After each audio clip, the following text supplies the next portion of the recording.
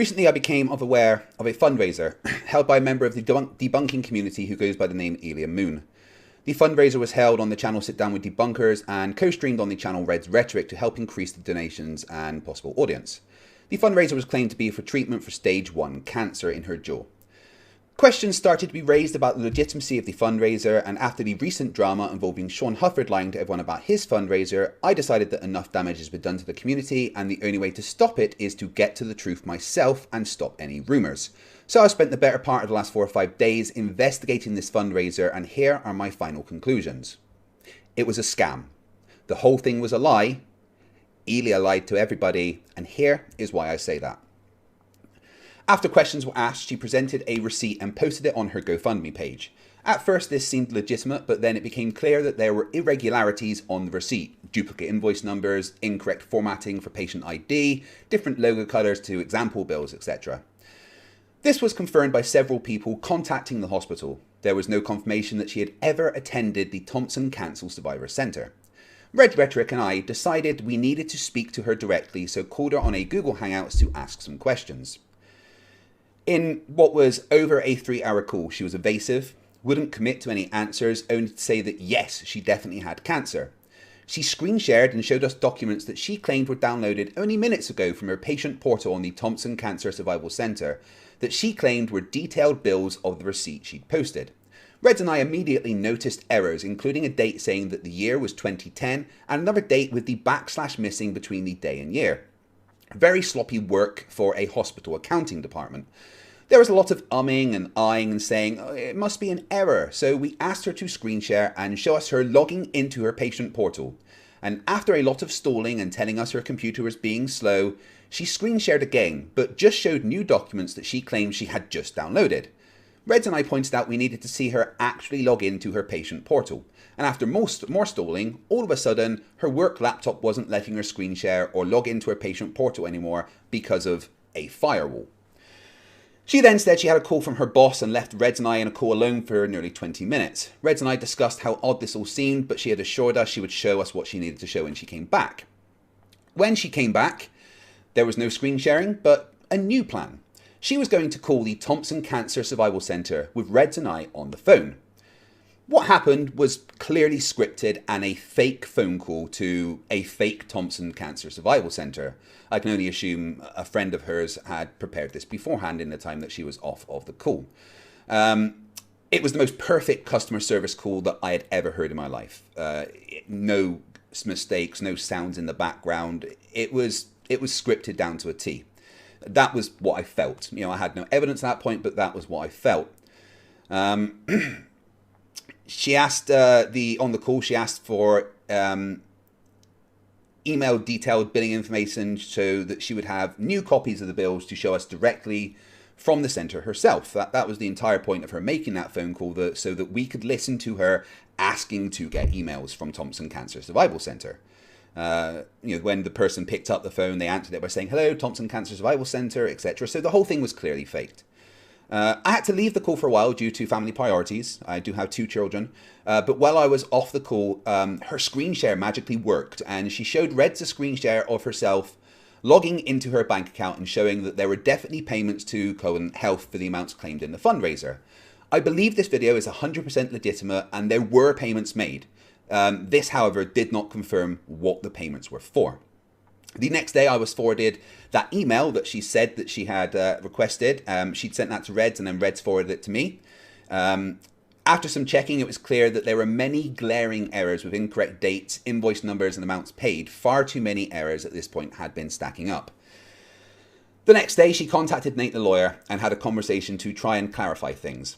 Nate is welcome to release that video himself, but I've seen it, and in that video she admits she was never a patient at the Thompson Cancer Survival Centre. Straight up says no, that was a lie. She claimed she was a cancer patient, but not at a place that had cancer in the title, so she was scared people would not believe her if she presented invoices from a place that didn't have cancer in the title, so she decided to change the headers on the documents, still claiming that at this point she had cancer, was treated for it, but just lied about the nature of the documents. This means that all the documents that I had seen, including the original receipt on the GoFundMe, the things that she screen shared, and the alleged email that I received, and the phone call that she did whilst Reds and I were on the Google Hangouts with her were all confirmed fake. It was all a lie. And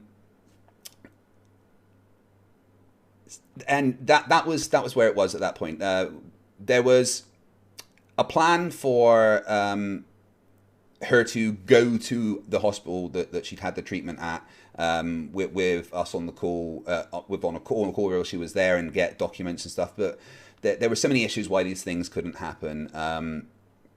And basically, after Reds looking at more and more things, he called her and asked her straight up, did you have cancer in her jaw? And she admitted, no, she did not. I have heard, Reds recorded that phone call, and I have heard her admitting that she did not have cancer in her jaw, and that it was, everything up to that point was a lie. She is still claiming that she had cancer, but there wasn't any cancer at the time of the fundraiser. Whether she had cancer or not, I cannot say for sure, but I do not personally believe that is the case. But again, I cannot say for absolute sure. So it is confirmed 100% that Elia lied about the fundraiser because she didn't have cancer at the time, faked all the documents to show that she had paid for her cancer treatment. The only thing I can say for sure is that Elia paid 4 payments to Covenant Health for the amount that the receipt showed. Who knows what that was for? As for Red's rhetoric, I have seen zero evidence that he was complicit in any scam, and has in fact been screwed over far more than the rest of us. The following is a statement from Red's rhetoric regarding the situation. We both worked with Elia directly over multiple days and multiple hours each day, trying to help her prove her innocence. We asked for bank records, we asked for medical records, and Elia sent me, Reds, multiple emails of receipts she claimed were from her medical centre. These emails and the attachment were not originals and were modified. This has since been confirmed by Elia. We can verify the bank records and payments were made to a medical centre, but we could not verify what those payments were actually for and if they were for cancer. We attempted to verify the records, at the very least, that existed by having her call the medical centre on speakerphone and asking if they could send her those records. That call was faked with the help of an unknown friend pretending to be the front desk. Red's rhetoric, then told her that since nothing else is working and I need to get to the fucking bottom of this, that she would need to drive to the dentist that discovered the tumour and get records from them. She informed me that the dentist was willing to release these records. That drive never happened. Instead, she admitted that her cancer was never in her jaw, and no cancer was ever discovered by dentists because the cancer was never in her jaw. Elia informed me that she has now retained a lawyer and has refunded everybody who donated. She said she contacted GoFundMe and explained the situation. I have no way of confirming that the mass refund has actually gone through. Again, this is all from Reds. I have deleted the 2 tweets I made defending Elia due to me being taken for a fucking ride the entire time.